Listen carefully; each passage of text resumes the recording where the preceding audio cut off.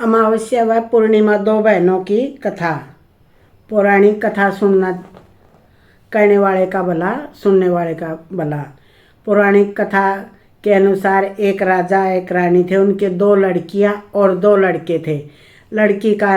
एक लड़की का नाम अमावस्या था और दूसरी का नाम पूर्णिमा। पूर्णिमा घर का सारा काम करती थी, भगवान की पूजा पाठ करती थी, गाय की सेवा करती थी। लेकिन अमावस्या न तो घर का काम करती थी, न गाय की पूजा करती थी, न पूजा पाठ करती थी। फिर भी राजा रानी उसे बहुत ज़्यादा प्यार करते थे। अपने दोनों बेटों और अमावस्या को बहुत प्यार करते थे। एक दिन राजा ने दोनों लड़कों का विवाह करवा दिया और उसके बाद रानी ने कहा कि दोनों लड़कियां भी विवाह योग्य हो गई है, इनका भी विवाह कर दे। लेकिन अमावस्या का विवाह किसी बड़े घर में करना और पूर्णिमा का किसी गरीब घर में करना, ये पूर्णिमा की माँ ने कहा। भगवान की पूजा पाठ करना, गाय की सेवा करना इसे पसंद है। अब रानी और राजा ने दोनों ने अपने पड़ोस के राज्य के राजकुमार के साथ अमावस्या की शादी का रिश्ता तय कर दिया और उसी गांव में एक गरीब लड़के से पूर्णिमा की शादी का रिश्ता तय कर दिया। राजा अपनी रानी तथा दोनों बहनों की शादी के रिश्ते के बारे में बताते हैं रानी को। और रानी कैसे करती है, बेटियों में फर्क करती है। ये पूजा पाठ बहुत करती है, गाय की सेवा करती है। लेकिन पूर्णिमा के भाई और भौजाई पूर्णिमा से बहुत ज़्यादा प्रेम करते थे और उनके काम में हाथ बटाते थे। अमावस्या उन पर रोब जमाती थी और उनको डांटती फटकारती थी। राजा इसके लिए कुछ दिनों बाद उनका विवाह करवा देते हैं। जब राजा और रानी इन दोनों लड़कियों को विदाई देते हैं तो धन दौलत देते हैं और पूर्णिमा को कुछ भी नहीं देते, अमावस्या को पूरी धन दौलत दे देते हैं। इसके बाद दोनों बहनें ससुराल चली गई थी। अब एक दिन अमावस्या अपने घर में शिव चर्चा रख रही थी तब, लेकिन पूर्णिमा को नहीं पता था। जब गांव की औरतें अमावस्या के यहाँ जा रही थी तब पूर्णिमा अपने दरवाजे के बाहर बैठी थी। तो उन औरतों ने कहा पूर्णिमा से कि तुम्हारी बहन के यहाँ शिव चर्चा है, चलो। तो पूर्णिमा ने कहा मुझे मेरी बहन ने बुलाया नहीं, मैं कैसे चल सकती हूँ, मुझे पता भी नहीं। औरतों ने कहा बुलाना नहीं तो क्या हुआ, भगवान की पूजा में तो कोई भी शिव चर्चा है, चल सकता है, तुम चलो हमारे साथ। पूर्णिमा उन औरतों के साथ चली गई उनकी बात मानकर। और जब अमावस्या की नज़र पूर्णिमा पर पड़ी तो उसने कहा तू कैसे चली आई मेरे घर और तुम्हें मैंने बुलाया नहीं। खैर कोई बात नहीं, तुम आ गई हो तो चुपचाप बैठे रहना, इधर उधर मत घूमना। इस तरह अमावस्या ने पूर्णिमा की गरीबी का मजाक उड़ाया और इस पर यह सुनकर पूर्णिमा की आंखों से अश्रु धारा बहने लगी और भगवान शिव के सामने हाथ जोड़कर पूर्णिमा मन ही मन विनती करने लगी, भगवान ये क्या पूजा पाठ करना, घर का काम करना, गौ सेवा करना कोई गलत है क्या? आखिर मेरा क्या कसूर है? आप कृपा करो मुझ पर। पूर्णिमा बार बार भगवान से यही विनती करती रही। भगवान का प्रसाद बांटने लगा तब सबको भगवान का प्रसाद दिया गया, लेकिन पूर्णिमा को नहीं दिया। पूर्णिमा बिना प्रसाद के घर लौटने लगी तो रास्ते में उसने सोचा बच्चे प्रसाद मांगेंगे और तो अब मैं बच्चों को क्या कहूँगी। उसने सोचा मायके अपने भाई के और भौजाई के यहाँ चली जाती हूँ। और सोचते सोचते वो अपने घर आ गई। उसने अपने पति और बच्चों से कहा कि मैं मेरे मायके जा रही हूँ। उन्होंने कहा ठीक है। पूर्णिमा मायके के लिए रवाना हो गई। तब चलते चलते एक चबूतरा आया जिस पर तुलसी का पौधा लगा हुआ था और उस चबूतरे पर एक बूढ़ी औरत बैठी हुई थी। बूढ़ी औरत बोली वह कोई और नहीं साक्षात तुलसी मैया थी। उस बूढ़ी औरत ने पूर्णिमा से कहा बेटी तुम कौन हो और कहाँ जा रही हो? तो पूर्णिमा ने अपना परिचय दिया। तो उस बूढ़ी औरत ने पूर्णिमा से कहा तुलसी का पौधा सूख रहा है, इसमें थोड़ा सा पानी डालती चली जा। तो उसने चबूतरे की सफाई की और थोड़ी सी ठंडक मिलेगी, सफाई कर दे, पानी का छिड़का कर दे। उसने पानी का छिड़का किया, तुलसी मैया में पानी दिया, सफाई करी। माँ जी उसने तुलसी में पानी डाल दिया, चबूतरे की सफाई कर दी। उस बूढ़ी औरत को नहला दिया तो उसके पैर दबाए और कहा क्या काम है माँ जी। उसने कहा कुछ नहीं, तुम जाओ और वापस आते समय मुझसे मिल कर जाना। बोली ठीक है। पूर्णिमा ने कहा माँ जी मैं आते वक्त मिल कर जाऊंगी माँ जी, और वहाँ से रवाना हो गई। चलते चलते आगे शिव मंदिर आया, वहाँ पर एक बूढ़े बाबा बैठे मिले। तो वो बूढ़े बाबा बैठे थे, वो साक्षात भगवान महादेव थे। उन्होंने पूर्णिमा से कहा बेटी तुम कौन हो, कहाँ जा रही हो। पूर्णिमा ने अपना परिचय दिया और फिर उस बूढ़े बाबा ने पूर्णिमा से कहा बेटी इस चबूतरे और मंदिर की सफाई तो करती चली जा, तो कर दो। पूर्णिमा ने कहा ठीक है बाबा। उसने चबूतरे और मंदिर की सफाई कर दी और कहा और क्या काम है बाबा। उस बूढ़े ने कहा कि और कुछ नहीं बेटी, अब तुम जाओ और वापस आते समय हमारे से मिल कर जाना। बोली ठीक है बाबा जी। और आगे रवाना हुई तो आगे चलते उसने काली माँ का मंदिर मिला। काली माँ का मंदिर मिला तो उस बूढ़ी औरत चबूतरे पर बैठी हुई थी। उस बूढ़ी औरत ने पूर्णिमा से कहा तुम कौन हो बेटी, कहाँ जा रही हो।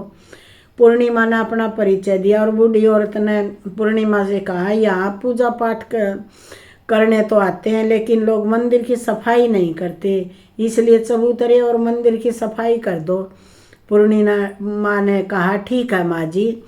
तब पूर्णिमा ने मंदिर और चबूतरे की सफाई की और पूजा पाठ किया, माता का श्रृंगार किया। इस पर बूढ़ी औरत को नहला दिया और बूढ़ी औरत के पैर दबाए। पूर्णिमा ने कहा क्या काम है माँ जी। तब उस औरत ने कहा कुछ नहीं, तो अब तुम जाओ वापिस आओ तब मेरे से मिल कर जाना। पूर्णिमा ने कहा ठीक है माँ जी। इसके बाद तो वह फिर रवाना हुई तो एक नदी आई। नदी के किनारे भी एक बूढ़ी औरत बैठी हुई थी, वह साक्षात गंगा मैया थी। और उस बूढ़ी औरत ने कहा तुम कौन हो बेटी और तुम कहाँ जा रही हो। पूर्णिमा ने अपना परिचय दिया कि मैं पूर्णिमा हूँ और मेरी बहन के यहाँ शिव कथा मैं वहाँ जा रही हूँ। पर स्नान करने तो सब आते हैं गंगा मैया में, लेकिन यहाँ साफ सफाई कोई नहीं करता, इसलिए तुम किनारे को साफ करके चली जाओ। पूर्णिमा ने कहा ठीक है माँ जी। पूर्णिमा ने वहाँ साफ सफाई की और बूढ़ी औरत के पैर दबाए और कहा क्या काम है माँ जी। उस बूढ़ी औरत ने कहा कुछ नहीं बेटी, तुम जाओ वापस आते समय मुझसे मिल कर जाना। बोली ठीक है माँ जी। इसके बाद पूर्णिमा नाव में चढ़ने लगी तो नाव फूलों से सजी हुई थी और यह नाव में बैठकर नदी के दूसरे किनारे पर उतर गई। इसके बाद वह अपने पियर घर पहुंच गई। वहाँ पर पूर्णिमा के भाई भौजाई ने देखा तो वो बहुत खुश हुए, हमारी बहन पूर्णिमा आ गई। खूब सारी बातें की और उन्होंने कहा बच्चों के को भी साथ लेकर आती है। इसके बाद वो खाना खाकर सो जाते हैं और सुबह जब पूर्णिमा अपने ससुराल के लिए कहा भाभीियों से कि मैं जा रही हूँ, तो उसे एक लाल साड़ी दी और एक थैले में बच्चों के लिए कपड़े खाने पीने का सामान रख दिया और कहा तुम बहुत दिनों बाद आई हो, जल्दी जल्दी आया करो। पूर्णिमा ने कहा ठीक है। इसके बाद पूर्णिमा की भाभीियों ने पूर्णिमा के हाथ में थैला दिया और कहा कि जाओ वापिस जल्दी आना। इसके बाद पूर्णिमा वहाँ से रवाना हो गई और उसी नदी के किनारे पर पहुँच गई।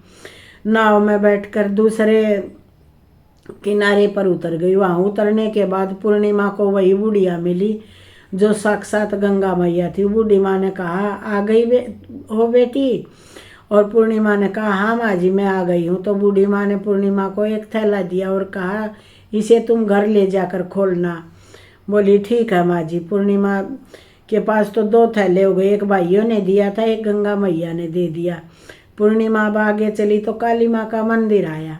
वहाँ भी काली माँ बूढ़ी माँ के रूप में बैठी हुई थी। उसने कहा बेटी पूर्णिमा ने यहाँ आ गई तुम। कहा माँ जी मैं आ गई। काली माँ ने एक थैला दिया और कहा इस थैले को घर ले जाकर खोलना।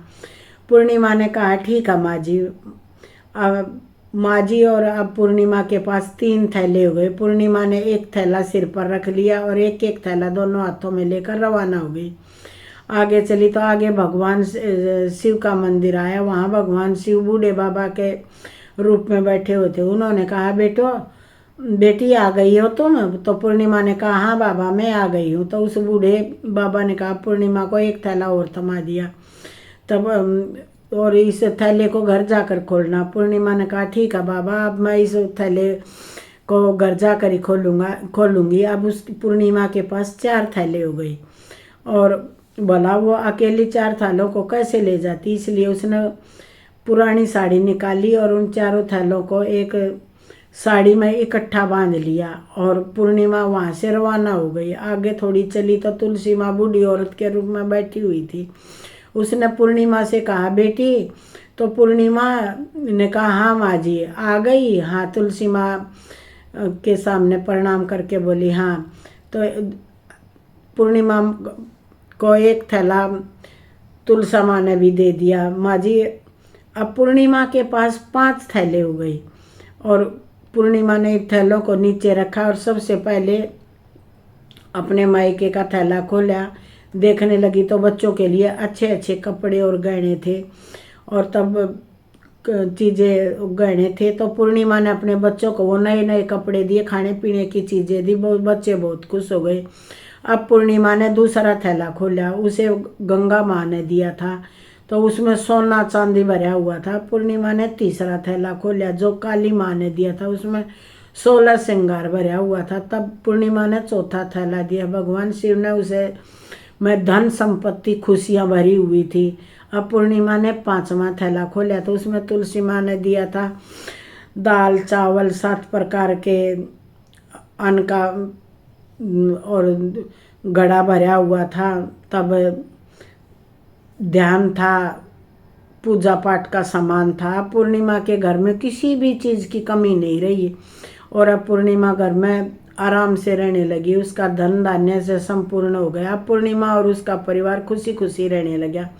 अब पूर्णिमा के मन में विचार आया, क्यों ना मैं भी अपने घर शिव चर्चा कराऊं और शिव चर्चा का कार्यक्रम रखा। पूर्णिमा ने गांव के सभी को बुलाने के लिए कहा। अब अमावस्या अपनी बहन के घर शिव चर्चा में आई तो देखा पूर्णिमा के घर में किसी भी चीज़ की कमी नहीं है और तो इतनी धन दौलत देखकर अमावस्या आश्चर्यचकित हो रह गई और उसने पूर्णिमा से कहा कि तुम्हारे घर में इतनी धन दौलत कहाँ से आई? पूर्णिमा ने कहा, देखो बहन, तुमने शिव चर्चा रखी थी, उसमें मुझे नहीं बुलाया तो मैं बिना बुलाए तुम्हारे घर चली गई थी और तुमने मेरी गरीब का मजाक उड़ाया। उसके बाद मैं घर आ रही थी तो रास्ते में मेरे को मन में विचार आया, मैं घर पर बच्चों को प्रसाद मांगेंगे तो क्या कहूँगी, इसलिए मैंने सोचा कि मैं मायके चली जाऊँ और मायके चली गई और तब वह घटना सब अमावस्या को बता दी जो जो बीती। अब अमावस्या ने पूर्णिमा से कहा कि तुम भी मुझे बहुत प्रसाद मत दो और मुझे डांटो। लेकिन पूर्णिमा ने कहा, यह तो भगवान का प्रसाद है, मैं तो सबको दूंगी और तुम्हें भी दूंगी। फिर अमावस्या ने प्रसाद भी नहीं लिया और सीधे अपने घर चली गई। घर जाकर अपने बच्चों से कहकर वह अपने मायके चली गई। मायके के लिए रवाना हुई तो चलते चलते रास्ते में तुलसी माँ मिली। चबूतरे पर बैठी बूढ़ी माँ का रूप धारण करके बैठी थी। उस बूढ़ी माँ ने अमावस्या से कहा, बेटी तुम कौन हो, तुम कहाँ जा रही हो? तुलसी का पौधा सूख रहा है, इसमें थोड़ा पानी डालती चली जा, चबूतरे की सफाई कर जा। इस पर अमावस्या ने कहा, ए बुढ़िया, तुझे दिखाई नहीं देता मैंने कितनी महंगी साड़ी पहन रखी है, गंदी हो जाएगी। ऐसा कहकर आगे चल पड़ी। तब रास्ते में भगवान शिव मिले, उनको यह कहकर आगे चली तो भगवान शिव ने ऐसा ही कह दिया। वह काली माँ मिली तो काली माँ को भी ऐसे ही कह दिया। उसके बाद गंगा मैया मिली, गंगा मैया को भी ऐसे ही कह दिया, महंगी साड़ी डाल रखी है। और वह नाव में बैठने लगी तो नाव में फूलों की जगह कांटे थे जो उसके पैरों में चुभ गए और दूसरे किनारे उतरी, मायके चली गई। वहाँ धीरे से बोली, काम की न काज की, ढाई सेर अनाज की। तब उसकी भावज ने कहा, ये बला कहाँ से आ गई? भाभी ने कहा, अब आई गई तो ठीक है, पूर्णिमा तो अपने काम में हाथ बटाती थी या तो कोई काम भी नहीं करती। अब खाना बनाया, खाकर सो गई। अमावस्या सुबह उठी और भौजाइयों से कहा मैं अपने ससुराल जा रही हूँ। तो उन्होंने कहा ठीक है जाओ। अमावस्या बोली पूर्णिमा को तो तुमने एक थैला भर के दिया और मुझे कुछ नहीं दोगी। भौजाइयों ने कहा तुम घर जाओ, थैला तुम्हारे घर पहुँच जाएगा। फिर वहाँ से रवाना हुई तो नदी किनारे आकर नाव में बैठ गई। किनारे पहुँची नदी के तो वहाँ गंगा मैया बूढ़ी माँ के रूप धारण करके बैठी थी। बूढ़ी माँ ने कहा आ गई बेटी? तो उसने कहा हाँ मैं आ गई। अमावस्या ने कहा तुमने पूर्णिमा को थैला दिया और मुझे नहीं दोगी? बूढ़ी माँ ने कहा तुम अपने घर जाओ, थैला तुम्हारे घर पहुँच जाएगा। इसके बाद काली माँ ने भी ऐसे ही कह दिया। इसके बाद शिव बाबा ने भी ऐसे ही कह दिया। उसके बाद तुलसी माँ ने भी ऐसे ही कह दिया। इसके बाद जब वह घर पहुंची तो आंगन में 5 थैले रखे हुए थे। अमावस्या ने अपने मन में सोचा आज तो निहाल होगी। जल्दी जल्दी थैलों को खोल कर देखा तो उसमें किसी में मिट्टी, किसी में पत्थर, किसी में कंकड़, किसी में कोयला, किसी में सांप बिच्छू भरे हुए थे।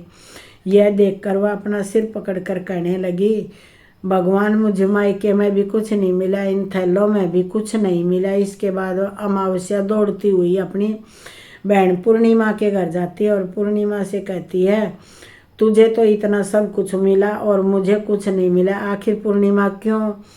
पूर्णिमा ने कहा कि जब मैं मायके जाती हूँ तो भौजाइयों के साथ मिलकर रहती हूँ। तुमने कभी अपनी इज्जत नहीं की, इसलिए तुम्हें वो भला बुरा कहेंगी। तुमने भौजाइयों की इज्जत क्यों नहीं की? इसके बाद गंगा माँ को ठुकरा दिया, काली माँ को भी ठुकरा दिया, भगवान शिव बाबा को भी ठुकरा दिया और तुलसी माँ को भी ठुकरा दिया, इसलिए उन्होंने भी तुम्हें कुछ नहीं दिया। अमावस्या बोली बहन मुझे माफ़ कर दो, मैंने सदा तुम पर अत्याचार किए हैं, मुझे कुछ नहीं मिला। इस बात में ऐसी बात कोई नहीं होगी, भगवान की भक्ति करके सब कुछ प्राप्त कर लूँगी। मुझे इसका रहस्य बताओ। पूर्णिमा ने कहा तुम 3 सूत्र का ज्ञान ले लो। पहला सूत्र है दया मांगना और दूसरा सूत्र है चर्चा करना, तीसरा सूत्र है 108 बार ओम नमः शिवाय का जाप करना। इसके बाद हृदय में बसा लेना। सच्चे मन से भगवान की जो पूजा करता है उसके पास किसी भी चीज़ की कमी नहीं रहती। इसलिए मेरे पास कुछ नहीं था, सब भगवान ने मुझे दे दिया और मेरे पास सब कुछ था। अमावस्या बोली मेरा वह भी नष्ट हो गया।